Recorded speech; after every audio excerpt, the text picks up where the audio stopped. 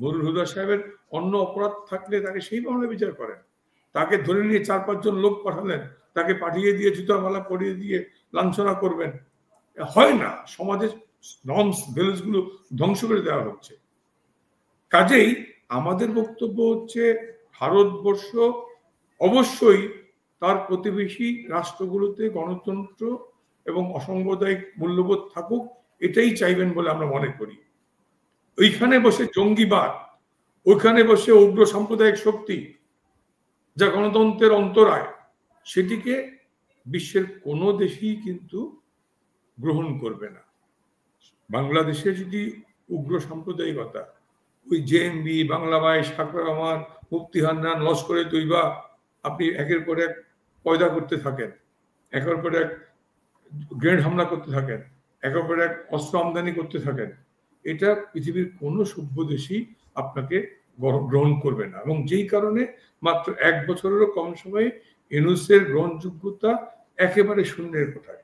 কারণ ইউনূস সাহেবদের আবেদনের পরেও, নিবেদনের পরেও, ডাস্টবিনের হাম্বা এত বাগবাগানের পরেও কিন্তু পৃথিবীর প্রথম সারির বড় বড় মিডিয়া হাউসগুলো প্রধানমন্ত্রী ইন্টারভিউ নিচ্ছেন, ছাপাচ্ছেন। এখানেই হচ্ছে ওদের গ্রহণযোগ্যতা যে তলানিতে। ইউনূস বা ডাস্টবিন শফিকদের গ্রহণযোগ্যতা আবেদন যে আর নেই সমাজে, বিশ্বে, বহির্বিশ্বে, সেটা নেই। সেটা শুধুমাত্র রয়টার, এপি, টাইম ম্যাগাজিনের মতো বিশ্বব্যাপী প্রথম সারির যে মিডিয়া, তারা যখন প্রধানমন্ত্রী ইন্টারভিউ নেন এবং ছাপান, তাতেই প্রমাণিত হয়েছে যে ওদের অবস্থানটা নেই। শেখ হাসিনা অনেক প্রাসঙ্গিক, শেখ হাসিনা বাংলাদেশের জন্য অনেক বেশি অবভিয়াস, এটা হচ্ছে প্রমাণিত সত্য। আমরা শেষ করব দাদা। যদি কালকে রায় ঘোষণার তারিখ ঘোষণা করা হয়, তো আপনাদের পদক্ষেপ কি হবে? এবং আমরা শেষ করব আপনার শেষ বক্তব্য এই দিয়ে। আমরা জানি তারা গায়ের জোরে অনেক কিছু করতে পারে, গায়ের জোরে অনেক কিছু করবে। কালকে বিএনপি, জামাত, এনসিপি বিশৃঙ্খলা তৈরি করবে, নাশকতা করবে, মানুষও হত্যা করতে পারে, পুলিশ হত্যা করতে পারে, আবার পুলিশকে দিয়েই বোমা ছুড়িয়ে আরো বেশি ঘটনা ঘটাতে পারে। আমরা আমাদের রাজনীতির মূল দর্শন হচ্ছে সবার আগে দেশ, দেশের গণতন্ত্র, স্বাধীনতা, সার্বভৌমত্বকে অক্ষুণ্ণ রাখবার জন্য আমরা মানুষের প্রতি শ্রদ্ধাশীল থেকে অপশক্তিকে দ্রুতই মূলোৎপাটনের জন্য সময় উপযোগী রাজনৈতিক কর্মসূচি, অবশ্যই সেটি হবে আরো কঠিন এবং কঠোর। যদি বিএনপি, জামাত বাড়াবাড়ি বেশি করে, আমাদের পরবর্তী কর্মসূচি আরো কঠিন, কঠোর হবে। আগামীকাল যদি কোনো বিশৃঙ্খলা হয়, আগামীকাল যদি কোনো নাশকতা হয়, সমস্ত দায় নিতে হবে বিএনপি, জামাত সহ যারা কাউন্টার প্রোগ্রাম শুরু করলো শেষ মুহূর্তে এসে, জনগণের সমর্থনের কারণে ভীত শঙ্কিত হয়ে যারা শেষ মুহূর্তে এসে বিশৃঙ্খলা তৈরি করে নির্বাচনকে পিছানোর জন্য একটা প্রভোগ করলো, এই দায় তাদের নিতে হবে। আমাদের থেকে তো বলা হচ্ছে যে এনসিপি থেকে মানে হাসনাত আব্দুল্লাহ যথেষ্ট আওয়ামী লীগকে ঠেকানো। হ্যাঁ, তা তো অবশ্যই।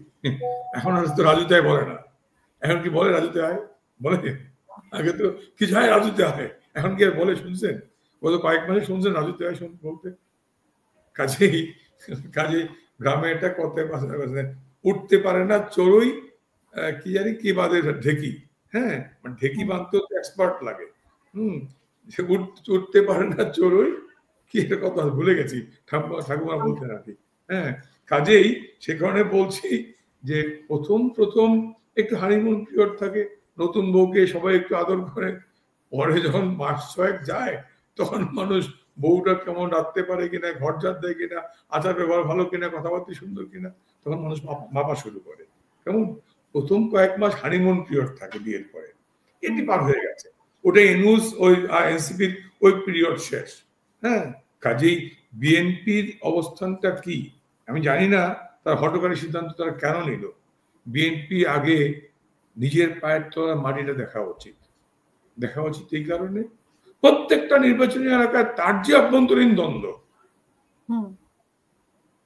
4টা ইলেকশনে ছাত্রলীগ মাঠে নেই, আওয়ামী লীগ নেই, ডাকসু, রাকসু, জাকসু, চাকসু 4টা নির্বাচনে বিএনপির চরম ভরাডুবি। ওদের তো বোঝা উচিত যে ওদের পায়ের তলার অবস্থা কি। তার সাথে যদি ইন্ট্রা ফ্র্যাকশন, ইন্ট্রা যেই কন্ট্রাডিকশনটা আছে, বলেন তো পরিণতিটা কি হবে বিএনপি? এত সস্তা? সেটা নিশ্চয়ই বিএনপি হিসাব নিকাশ করে, বিএনপি ভাববে, বিএনপি ভাববে, সেটা বিএনপিরই ভাবনা। ভাবনা না, আমাদেরও ভাবনা না। আমরা বললাম এই কারণে যে জামাত ঘুরিয়ে দেওয়া, জামাত তার একটা নির্বাচনী মোর্চা করার চেষ্টা করছে 8 দলকে নিয়ে। বাংলাদেশের 300 সিটে একসাথে মনোনয়ন দিয়ে নির্বাচন নামানো এত সস্তা? এত সস্তা? এত বললাম ইউনূস সেনাবাহিনী বা পুলিশের প্রত্যক্ষ সমর্থন নিয়ে কিছুদিন নাচানাচি করা যায়, কিছুদিন পরে দেখবেন জনগণের সমর্থন যখন বাড়বে তখন বলবেন যে 70% পুলিশ বিএনপি আওয়ামী লীগের। আমরা বিএনপির আমলের পুলিশ দিয়ে রাজনীতি করি নাই। 21 বছর বিএনপি জামাত জাতীয় পার্টি ক্ষমতায় ছিল, তারপরে আরো 5 বছর তারেক রহমানের স্পেশাল ব্যাচ, ইলেকশন কমিশনে তারেক রহমানের স্পেশাল ব্যাচ, মাত্র শর্ট কোর্সের এএসপি কে ছেড়ে দেওয়া 24 ব্যাচ তারেক রহমানের, সেই ব্যাচতে আমরা এসপি বানাই নেই। সেই তারেক রহমানের ফুল কোর্স ট্রেনিং না করে 2006 নির্বাচনের আগে কয়েক মাসের ট্রেনিং দিয়ে ছেড়ে দিল 24 ব্যাচের পুলিশ। সেই ব্যাচেকেও আমরা কিন্তু এসপি বানিয়েছি। তারেক রহমানের বিশেষ নিয়োগ দেওয়া নির্বাচন কর্মকর্তাদেরকে দিয়েও কিন্তু আমরা নির্বাচন নামিয়েছি। কাজেই 21 আর 5 26 বছর বিএনপি জামাত জাতীয় পার্টি ক্ষমতায় ছিল, সেই প্রশাসন দিয়ে শেখ হাসিনা দেশ চালায় নাই।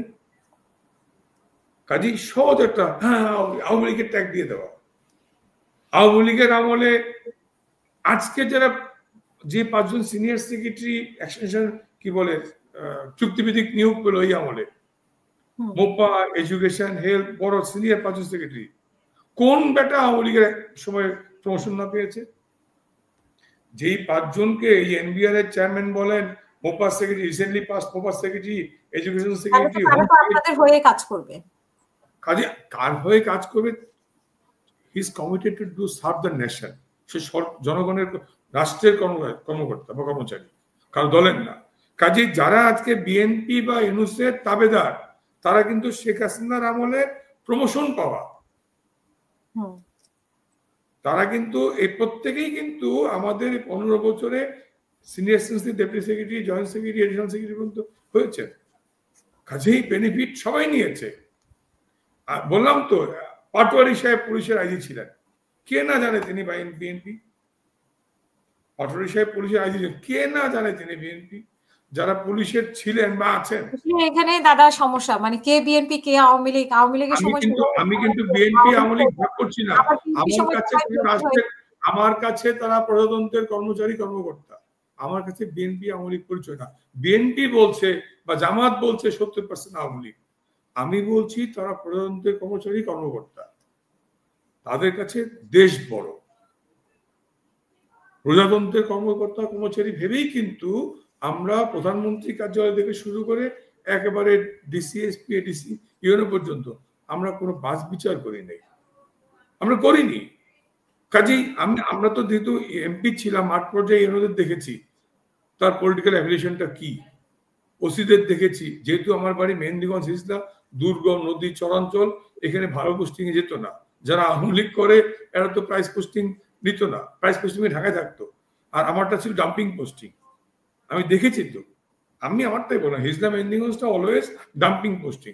এখানে যা যেত সব পচা মাল, সব পচা মাল। আমরা দেখতাম তারা কি করে। সে কারণেই বলছি যে আমাদের কাছে দলীয় পরিচয় আমরা দিতে চাই না কাউকে, আওয়ামী লীগ আর বিএনপির ট্যাগ দিতে চাই না।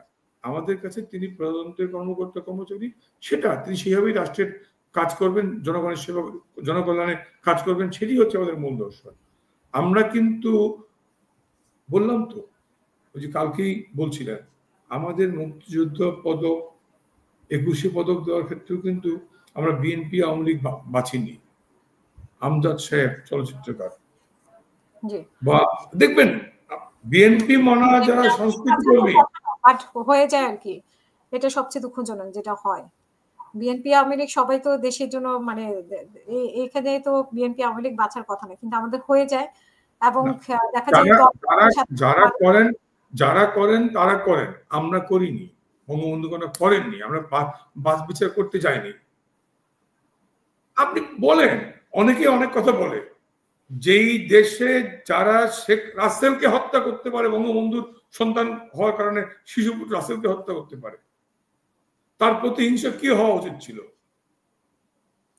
এখন দাদা শিশুকে অপরাধ কি কোনো অন্যায় ছিল না, কোনো কিছুই ছিল না। তারপরে জনগণ এমনি ফুঁসে উঠেছে, জনগণ এমনি রাস্তায় নেমে এসেছিল জুলাই আগস্টে। সেই জনগণ মাত্র 6 মাসের মধ্যেই বুঝতে পেরেছে তারা কি ব্লাফটা ছিল। জনগণ ফুঁসে উঠেছে সাময়িক, হয়তো কনস্পিরেসি করলাম। যদি ওটা সত্য হতো, জনগণের ফুঁসে ওঠা যদি সত্য হতো, তাহলে রাজুতে আয় বললে এখনো 200 লোক আসতো। এখন কাকও আসে না, কুকুরও আসে না। যদি ওই স্পিরিটটাকে, সো-কল জুলাই স্পিরিটকে জনগণ ধারণ করত, তাহলে জুলাই স্পিরিটের যারা বেনিফিশিয়ারি, তাদের ডাকে রাজুতে, শহীদ মিনারে 200-500 ছেলে মেয়ে এখন আসতো, আসে না। সেই কারণে তার ডাক। কাজেই জুলাই যে স্পিরিট ভ্রান্ত ছিল। কাজেই যেটা বলছেন আপনারা, বলেন জুলাই স্পিরিট জনগণ ফুঁসে উঠেছে, বোগাস, অ্যাবসলিউটলি বোগাস। দেবপ্রিয় দাদা তো ওই গ্রুপের লোক, তাদের ওই আপনাদের এই শিবিরের লোক। তিনি বলেন নাই যে সরকার ব্যর্থ হয়েছে অর্থনীতি সংস্কার করতে, 27 লক্ষ নতুন বেকার হয়েছে। না, সরকার ব্যর্থ হয়েছে সেটা অন্য হিসাব, কিন্তু এমনিতে তো জুলাই স্পিরিট তো মানে ধরেন জুলাইতে তো জনগণ বের হয়ে এসেছে। জুলাই স্পিরিট হচ্ছে আমি বলি, একটা নতুন গান হয়েছে, নতুন গান শুনলাম, তুমি বন্ধু জামাত শিবির আমি বিএনপি, তোমার আমার ভালোবাসায় জন্ম নিয়েছে এনসিপি। একটা গান শুনলাম, প্যারোডি গান শুনতেছিলাম যে তুমি বন্ধু জামাত শিবির আমি বিএনপি, তোমার আমার ভালোবাসায় হয়েছে এনসিপি। কাজেই বিএনপি বা জামাত তার আসল পরিচয় দিয়ে যখন আন্দোলন জমাতে পারছিল না, সরকার পতনের হালে পানি পাচ্ছিল না, তখন তারা সো-কল জুলাই স্পিরিট দিয়ে একটা নাটক মঞ্চস্থ করলো।